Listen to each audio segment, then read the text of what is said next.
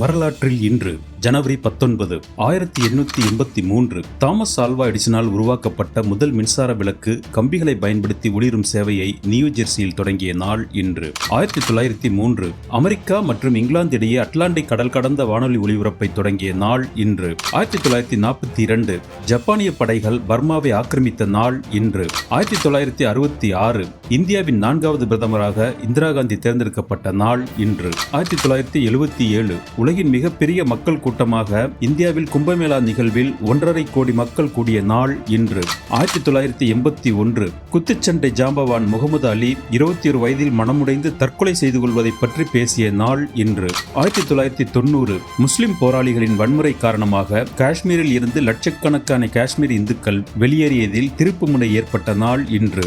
2005 Australian open land டென்னிஸில் 3வது சுற்றை எட்டிய முதல் இந்திய பெண்மணி என்ற பெருமையை சானியா மிர்சா பெற்ற நாள் இன்று. 2021 அமெரிக்காவில் கொரோனா இறப்பு எண்ணிக்கை 4 லட்சத்தை கடந்த நாள் இன்று.